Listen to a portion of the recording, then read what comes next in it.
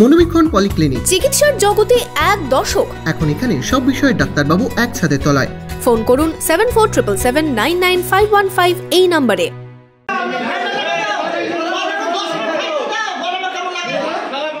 পাখা ঘুরছে না, জ্বলছে না লাইটও। ভোল্টেজ না থাকায় হরিহরপাড়ায় বিদ্যুৎ দপ্তরে বিক্ষোভ গ্রামবাসীদের। সোমবার দুপুরে বিক্ষোভের জেরে চাঞ্চল্য ছড়ায় বিদ্যুৎ দপ্তরে। জানা গেছে, হরিহরপাড়া থানার রায়পুর হিন্দুপাড়া এলাকায় বেশ কিছুদিন থেকে বিদ্যুৎ বিভ্রাট চলছে। কারেন্ট থাকলেও ভোল্টেজ থাকছে না, এতেই গরমে জেরবার হতে হচ্ছে এলাকার বাসিন্দাদের।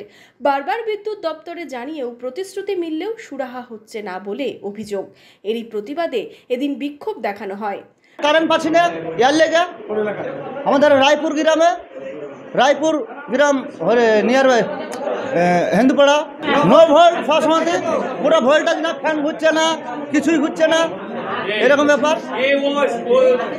ধরে কোন বাগানে কোন জঙ্গলে এরকম ভাবে ঘুমা। প্রায় ঘন্টাখানেক ধরে চলে বিক্ষোভ।